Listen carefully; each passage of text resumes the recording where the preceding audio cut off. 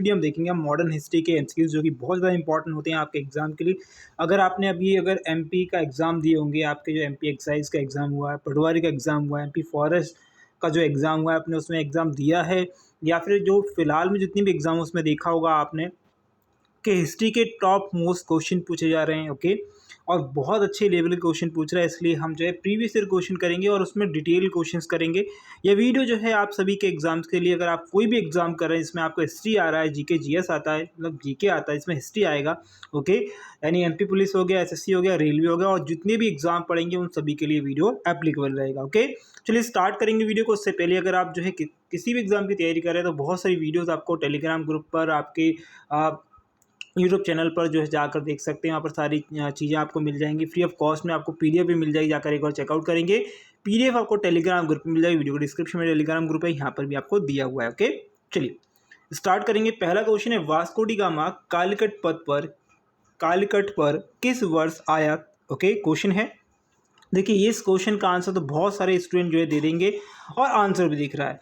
Okay, 98 यानी कि 1498 या 1498 एडी में ये आया था, ये हमें पता है। लेकिन इससे और क्या संबंधित जानकारी हमें जो है पता लग सकती है वो देखेंगे। तो देखिए इससे संबंधित और बहुत सारी जानकारी हमें पता लगेंगी। पहले देखिए आराम से आपको क्वेश्चन को सुनना है, क्योंकि ये वीडियो सिर्फ क्वेश्चन को समझने के लिए नहीं है, और भी बहुत सारी चीज़ें हमें करने के लिए। पहले देखिए क्या लिखा है, प्रथम पुर्तगाली वास्को डी गामा भारत के पश्चिमी तट पर स्थित बंदरगाह जिसका नाम है कालीकट बंदरगाह पर 20 मई 1498 में पहुंचा। उसने यहां पहुंचकर भारत में नए समुद्री मार्ग की खोज करी। किसने करी समुद्री मार्ग की खोज? वास्को डी गामा ने की। कब भारत आया? 20 मई 1498 में आया। कालीकट के तत्कालीन शासक जमूरियन ने वास्को डी गामा का स्वागत किया। तो उस समय पूछ लिया जाए कि जो समय का जो बंगाल का जो शासक था वो कौन था? तो जमूरियन था। जमूरियन ने उसका वेलकम किया। ओके, पुर्तगाल व्यापारियों ने भारत के कालीकट, गोवा द्वीप एवं हुलंगी हुलंगी के बंदरगाहों में अपने व्यापार की कोठियां, व्यापार जो है वहाँ पर स्थापित किया। ओके, 1505 ईस्वी में फ्रांसिसियो द अल्मीडा, क्या नाम है? फ्रांसिस्को द अल्मीडा भारत में प्रथम पुर्तगाली वायसरॉय गवर्नर बनकर आया था। कौन आया भैया? पहला फ्रांसीसी, अगर हम पुर्तगाली गवर्नर कौन था? Francisco de Almeida. ये इंपॉर्टेंट है, याद रखेंगे। अल्मीडा ने क्या था? ब्लू वाटर पॉलिसी, क्वेश्चन पूछता है बहुत बार, ब्लू वाटर पॉलिसी या फिर शांत जल की नीति जो है प्रतिपादन करी थी, या शांत जल की नीति जो है लेकर आया था। कौन लाया था? द अल्मीडा जो है, फ्रांसिस्को द अल्मीडा, जो क्या था भाई? जो पुर्तगालों की ओर से पहला वायसराय था भारत में। याद रखेंगे, बहुत इंपॉर्टेंट चीज है ये। अगला क्वेश्चन, निम्न में से कौन सा नीला जल योजना है, यानी कि ब्लू वाटर नीति से संबंधित है? इनमें से कौन व्यक्ति जो है ब्लू वाटर नीति से, या जो है नीली जल योजना या शांत जल योजना भी कह सकते हैं, इससे संबंधित है? तो क्या है आंसर? ऑप्शन आपको दिख रहा होगा, आपको कमेंट कर देना है, द अल्मीडा या फिर फ्रांसिस्को द अल्मीडा। ओके, पहला पुर्तगाली क्या था भाई? ये गवर्नर था। ठीक है, तो ऑप्शन क्या आएगा? ए आएगा, बिल्कुल सिंपल। ओके, अगला क्वेश्चन देखिए क्या है, आपसे क्वेश्चन क्या पूछा है। देखिए नेक्स्ट क्वेश्चन क्या है, पुर्तगालियों ने भारत में निम्नलिखित में से किस स्थान पर प्रथम दुर्ग का निर्माण किया, या प्रथम किला इन्होंने बनाया? ऑप्शन आपके पास है, आपको आंसर करना है, कमेंट कर देना है। तो यहाँ पर जो आंसर आएगा वह आने वाला है आपका, क्या आएगा भाई? ऑप्शन जो आएगा वह आएगा ऑप्शन नंबर सी। क्या आएगा? ऑप्शन नंबर सी आएगा। क्या आएगा? कोचीन इसका उत्तर आएगा। क्या क्वेश्चन आएगा? ओके, पुर्तगालियों ने भारत में प्रथम दुर्ग, यानी कि भारत के प्रथम यूरोपीय दुर्ग भी इसे कह सकते हैं। क्या कह सकते हैं? भारत में पहला यूरोपीय दुर्ग भी इसे कहेंगे, का निर्माण अल्फांसो दा अल वुकर्क, क्या है? अल वुकर्क, यानी कि इस समय अगर हम बात करें, एक चीज याद रखेंगे, ये अल वुकर्क जो है ये गवर्नर नहीं था, लेकिन फिर भी इसने क्या किया भाई? दुर्ग बनाया, के द्वारा 1503 में कोचीन में यह है दुर्ग बनाया गया। कहाँ पर? कोचीन में एक दुर्ग का निर्माण कराया गया। ओके, अगला क्वेश्चन है, निम्नलिखित में से ब्रिटिश कंपनी में से किसे भारत में व्यापार का पहला अधिकार पत्र प्राप्त हुआ? इस क्वेश्चन को बहुत ज़्यादा ध्यान से देखिएगा। यह क्वेश्चन आपको ये बताएगा कि ईस्ट इंडिया कंपनी कैसे बनी और ईस्ट इंडिया कंपनी पहले जो है क्या करती थी, हमारे भारत में व्यापार करती थी। ओके, मसाले हुए, छोटे छोटे चीज़ें हुई, वस्त्र हुए, या जो चीज़ें उनको जो है क्या करती थी, एक्सपोर्ट करती थी, यानी अलग अलग देशों में लेकर जाती थी। बाद में क्या हुआ, ये इन्होंने पूरा रूल अपना कर लिया और एक तरीके से आधिपत्य जमा लिया धीरे धीरे। ओके, वो हम बाद में पढ़ेंगे, लेकिन जो इम्पोर्टेंट क्वेश्चन है वो हम यहाँ पर एक चीज़ क्या पढ़ रहे हैं कि ये जो है कौन सी ब्रिटिश कंपनी ऐसी कौन सी थी, इसने पहला जो है यहाँ पर अधिकार पत्र जो है से प्राप्त हुआ। तो ये इसका आंसर होगा लेवेंट कंपनी। क्या होगा, लेवेंट कंपनी से कहा जाएगा। ओके, अब सुनिए मेरी बात। लेवेंट कंपनी को 1593 में स्थल मार्ग से भारत में व्यापार करने के लिए अधिकार पत्र जो है प्राप्त हुआ था। 31 दिसंबर 16 को महारानी एलिजाबेथ प्रथम ने दी गवर्नर एंड, ये बहुत इम्पॉर्टेंट है, याद रखेंगे, इसे थोड़ा सा ध्यान रखना है। यहाँ से जो जितना भी है यहाँ तक जो है, the Governor and Company of merchants of London trading into the East Indies, क्या है, टू दी ईस्ट इंडीज को समुद्री मार्ग से ईस्ट इंडिया कंपनी के साथ जो है व्यापार करने का पहला अधिकार दिया। ओके, किसके साथ, ईस्ट इंडिया कंपनी के साथ अधिकार पत्र जो है प्रदान किया। किसने प्रदान किया था भाई, यह किया था एलिजाबेथ प्रथम ने। अब सुनिए मेरी बात एक और, यहाँ पर इंपॉर्टेंट क्या है वो देखिए।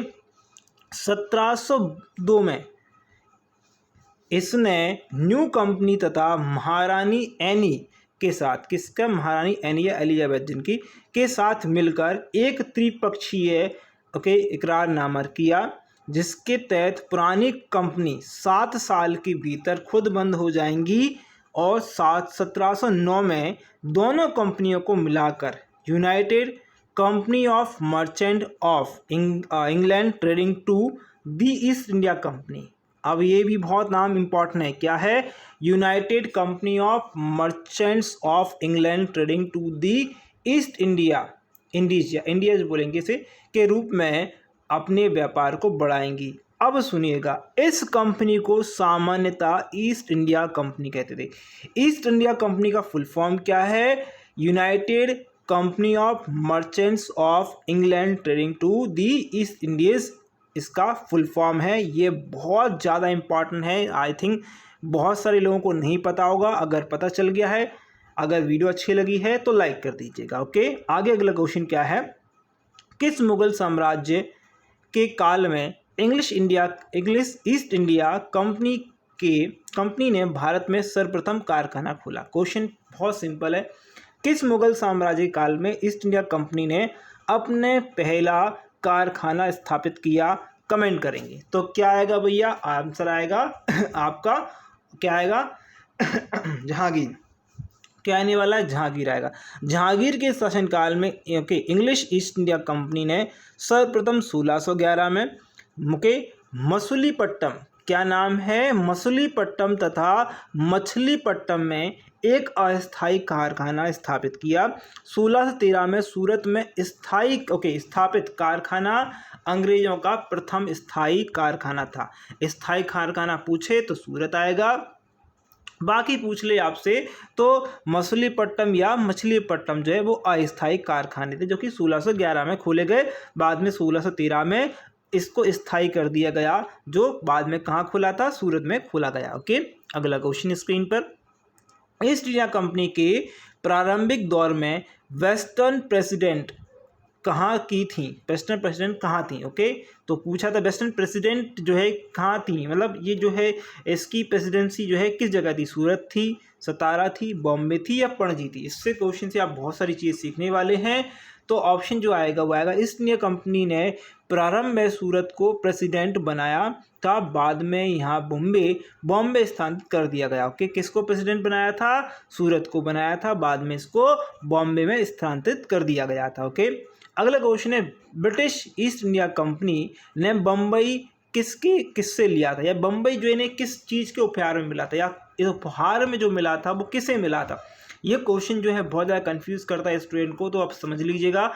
जो ब्रिटिश ईस्ट इंडिया कंपनी है उसको बम्बई एक्चुअल में क्या मिला था, उपहार मिला था। अब किससे किसको दिया, किससे मिला, ये हम अभी पढ़ेंगे।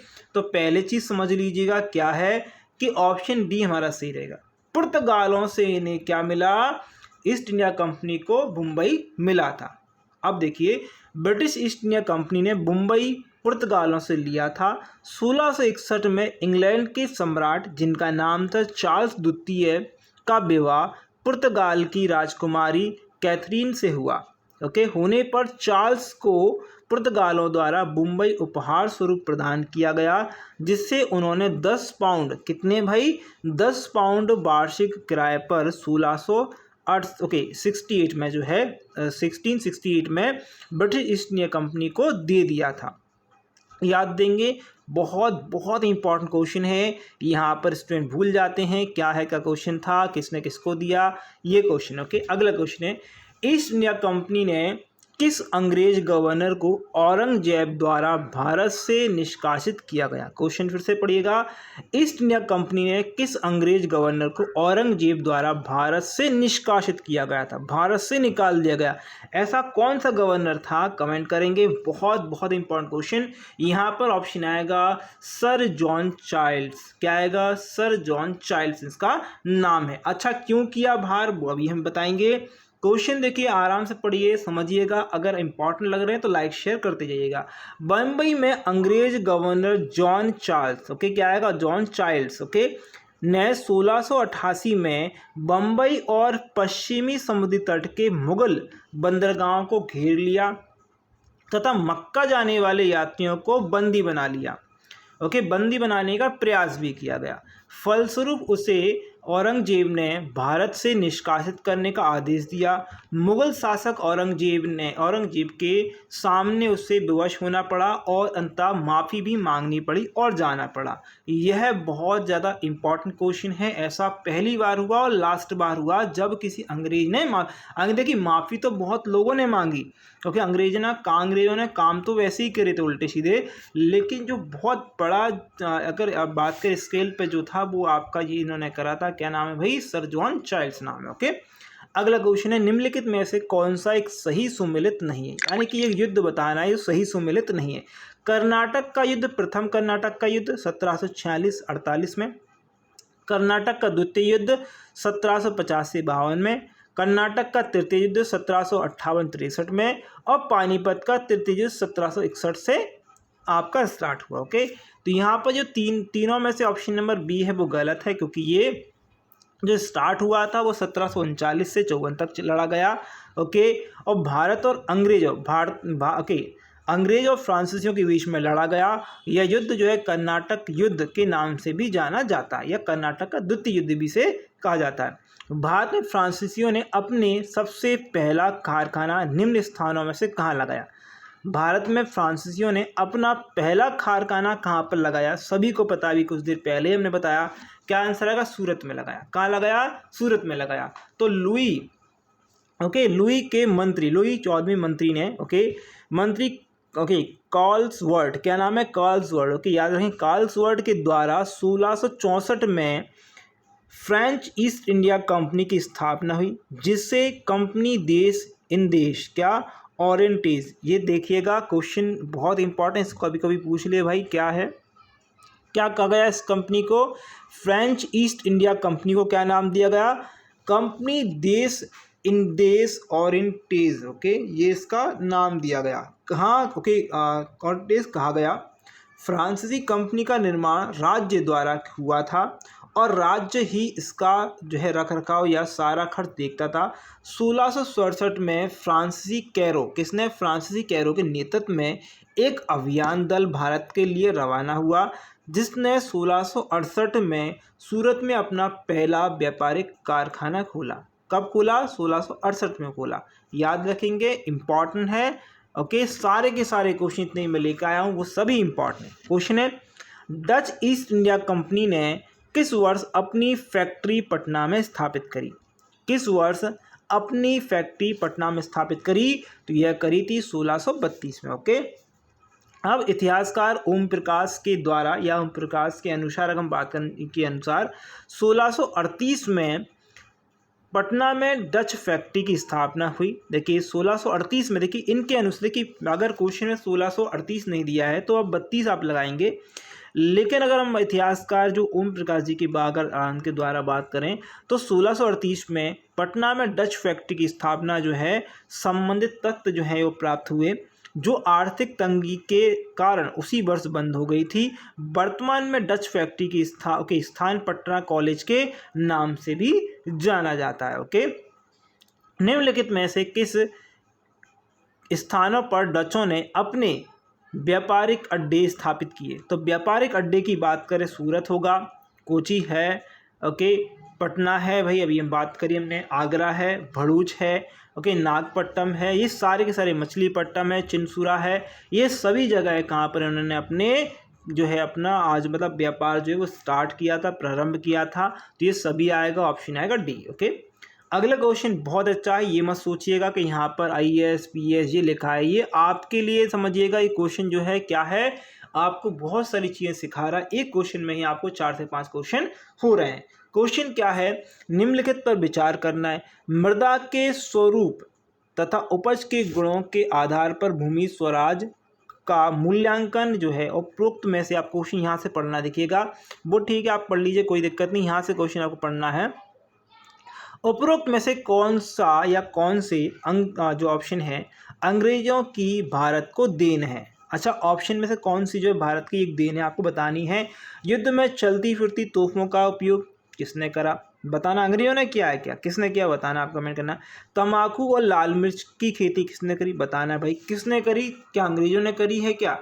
भाई इनमें से ऑप्शन में से दिया आएगा, इनमें से कोई भी नहीं है, कोई भी योगदान अंग्रेजों के द्वारा नहीं दिया गया है। तो कौन सा योगदान किसके द्वारा दिया गया है पहले तो समझिए। मृदा, ओके, मृदा के स्वरूप, ओके, तथा उत्पाद उपज के गुणों के आधार पर भूमि राजस्व का मूल्यांकन अंग्रेजों से पूर्व शेरशाह सूरी और अकबर के द्वारा किया गया। ओके, भारत में तंबाकू और लाल मिर्च की खेती पुर्तगालों की देन थी। किसकी देन थी? पुर्तगालों की, ना कि अंग्रेजों की। तो जो आजकल पान तंबाकू जो चल रहे हैं जो है मतलब क्या है, तंबाकू किसकी देन है? पुर्तगालियों की, ना कि अंग्रेजों की। चलती फिरती तोपों का प्रचलन मुगल काल में हुआ था। ओके, अकबर के आयुध निर्माण कारखानों में तमाम प्रकार की बड़ी छोटी जो है तोपें जो है वह तैयार की जाती थी। इस प्रकार इनमें अंग्रेजों का कोई भी योगदान नहीं है। ओके, अगला क्वेश्चन, निम्नलिखित में से कौन सा मुगल सम्राट द्वारा नियुक्त बंगाल का अंतिम गवर्नर था? बहुत बहुत फेमस क्वेश्चन, ये एग्जाम में, हर एग्जाम में आ चुका है। अगर आप देखेंगे तो प्रत्येक एग्जाम में क्वेश्चन पूछा जा चुका है। तो क्या आएगा? ऑप्शन आएगा मुर्शिद कुली खान। क्या आएगा? मुर्शिद कुली खान यहाँ पर आंसर आएगा। इनके बारे में थोड़ा पढ़ते हैं।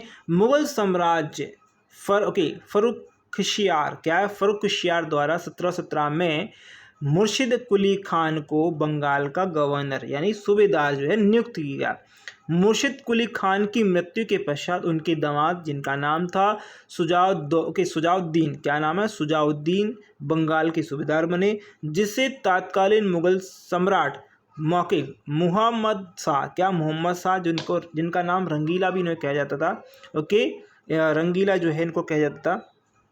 अतः मुगल सम्राट द्वारा नियुक्त बंगाल का अंतिम गवर्नर कौन था? मुगल के द्वारा, अगर बात करें मुगलों के द्वारा जो है नियुक्त अंतिम गवर्नर जनरल जो था वह कौन था? मुर्शिद कुली खान था। ये हमारा निर्णय है और थोड़ी बहुत इन्फॉर्मेशन है जिससे आपको कभी कभी क्या है इनमें से अंदर से क्वेश्चन आता है। जरूरी नहीं जो क्वेश्चन हम ऑप्शन के हिसाब से करें वही है, आपको अंदर से क्वेश्चन कभी कभी पूछ लेता है।